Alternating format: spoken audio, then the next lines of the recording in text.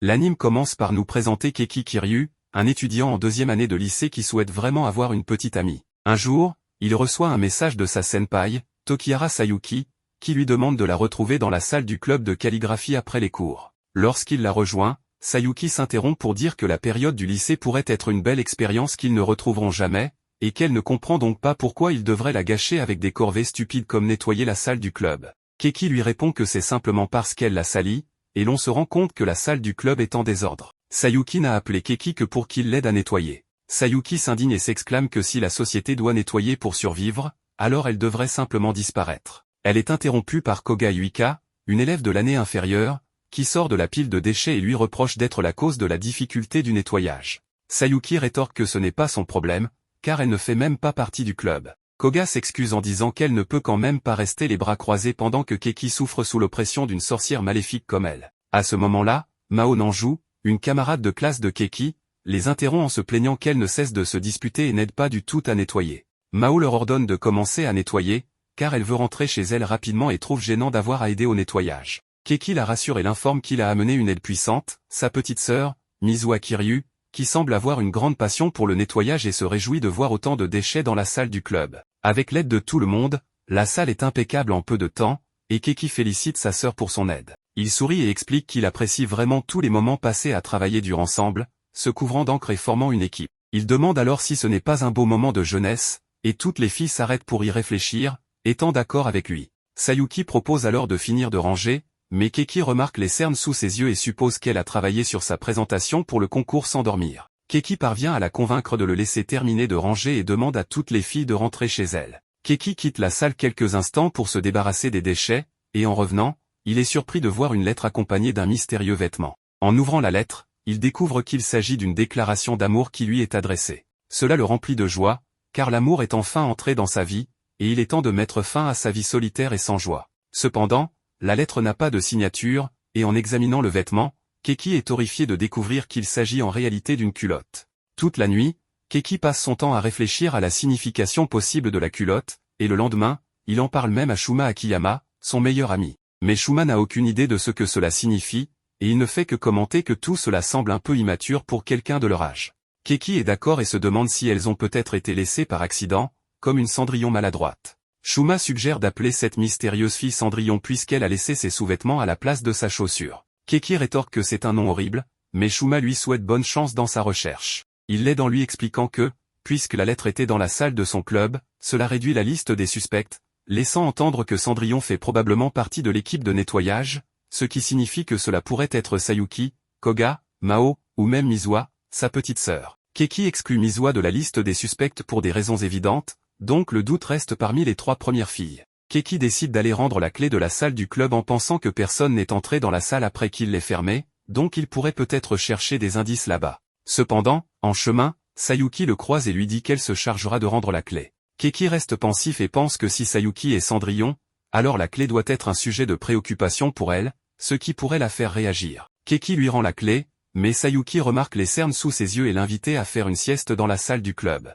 Keki rougit et refuse son offre, car il accourt, ce à quoi Sayuki répond que c'est dommage, car elle pensait se joindre à lui. Peu après, Keki se réunit à la bibliothèque avec Koga et la remercie d'avoir aidé à nettoyer la salle du club la veille. Koga répond qu'il est important pour elle de l'aider, puisqu'il fait partie de la bibliothèque, et cela lui fait plaisir de lui être utile. Keki lui demande si elle pourrait l'aider à nouveau un jour, ce à quoi Koga accepte sans problème. La voyant agir avec tant de naturel, Keki pense qu'il est peu probable que Koga soit Cendrillon. Mais juste à ce moment-là, Koga le regarde et lui demande de manière inattendue s'il aime les gros seins. Elle explique qu'elle pensait qu'il avait peut-être rejoint le club de calligraphie juste à cause de la poitrine généreuse de Sayuki, mais Keki nie cela complètement et lui demande pourquoi elle a tant de mal à s'entendre avec Sayuki. Koga répond simplement que les filles aux poitrines plates comme elles sont naturellement les ennemies des filles avec des poitrines généreuses, et que Sayuki est très jolie et charmante, donc le fait qu'elle ait une grosse poitrine rend les choses encore plus injustes. Keki répond simplement qu'il est d'accord avec elle, ce qui met Koga en colère. Elle dit alors que cela signifie qu'il aime les gros seins,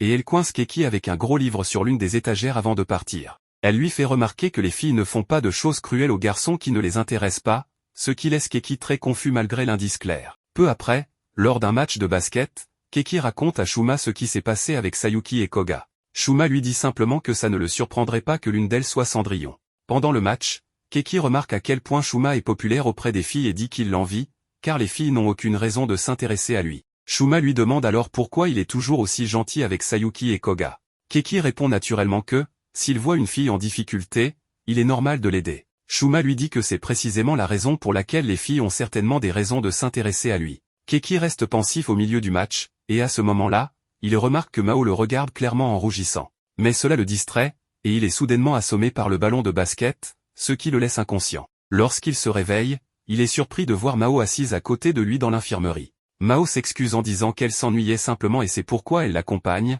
bien que les cours soient déjà terminés. Mao lui demande s'il était distrait par quelqu'un qui l'intéressait pendant le match, et à ce moment-là, Keki en profite pour lui demander si elle le soutiendrait s'il était intéressé par quelqu'un. Mao répond immédiatement qu'elle pense que ce serait peu probable et qu'elle ne peut pas dire honnêtement qu'elle le soutiendrait. Cela laisse Keki très confus, mais Mao part sans rien expliquer. Peu après, Keki sort de l'infirmerie pour rentrer chez lui, mais en chemin, il tombe sur Sayuki en train de s'occuper d'un chien perdu. Après que le chien soit retourné vers sa maîtresse, Sayuki observe l'interaction entre la propriétaire et le chien, et dit qu'elle envie vraiment cela. Keki lui dit alors qu'elle doit aimer les chiens, mais il est clair que Sayuki ne parle pas de ça. Elle penche ensuite la tête et avoue à Keki qu'elle aimerait qu'il lui caresse la tête. Elle explique qu'elle a travaillé très dur sur sa présentation pour le concours et a vu qu'il avait caressé la tête de sa sœur la veille, donc elle aimerait qu'il fasse de même avec elle. Keki rougit, mais il n'écarte pas sa demande et caresse gentiment la tête de Sayuki en guise de récompense. À sa grande surprise, Sayuki embrasse sa joue en disant que c'est une petite récompense pour être toujours aussi gentil. De retour chez lui, Keki trouve sa sœur en train de préparer le dîner, et il en profite pour lui demander si elle sait qui a été la dernière à quitter la salle du club après le nettoyage.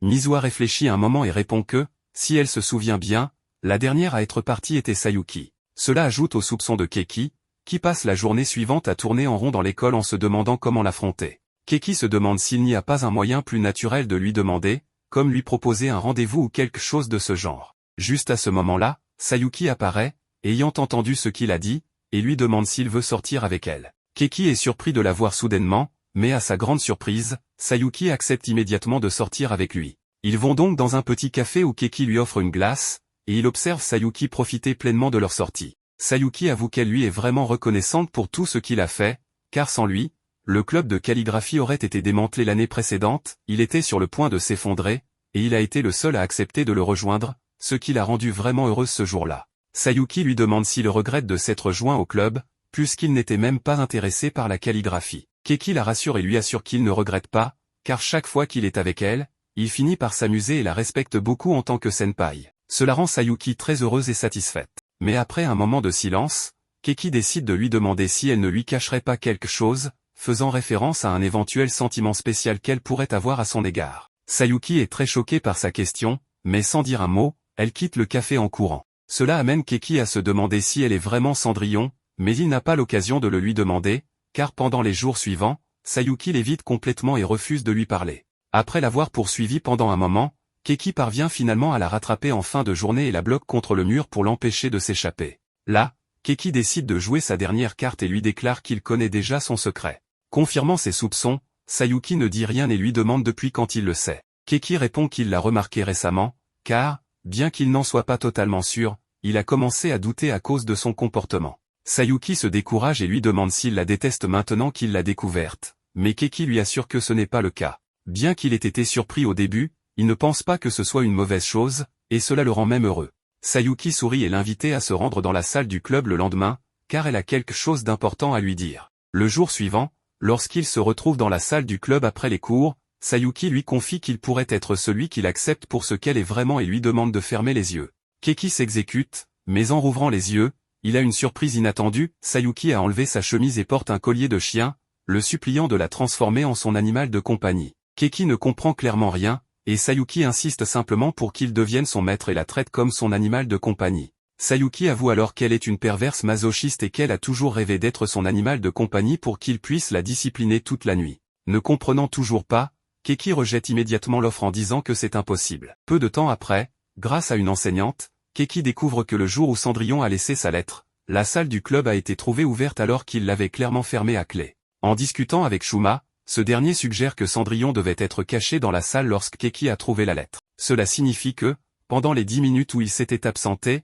Cendrillon avait fait semblant de partir, puis était revenu pour déposer la lettre. Lorsque Keki est revenu, elle s'était rapidement cachée dans la salle, pour ensuite sortir et laisser la porte ouverte. Cela indique que l'ordre dans lequel les filles avaient quitté la salle du club n'était pas important, et que Cendrillon pouvait être n'importe laquelle d'entre elles. Keki continue sa journée sans réponse et décide d'aider Koga à la bibliothèque, où il remarque combien elle est gentille et attentionnée. Cependant, Sayuki apparaît soudainement pour l'embêter, ce qui fait sursauter Keki et l'énerve. Sayuki affirme que, puisqu'il se comporte mal, il devrait la discipliner comme un bon maître, et elle le supplie de la tourmenter autant qu'il le souhaite. Keki refuse, mais Sayuki continue de le taquiner en appuyant ses seins contre son bras. À ce moment-là, Koga arrive, remarque qu'ils font du bruit et commente leur proximité. Sayuki explique alors qu'elle et Keki sont devenus très proches, ayant même eu un rendez-vous. Cela rend Koga jalouse, et, voyant que Keki ne comprend pas pourquoi, elle quitte les lieux. Plus tard, Koga confronte Keki et lui demande si le rendez-vous était vrai. Keki confirme, mais explique que Sayuki l'avait simplement forcé à lui acheter une glace,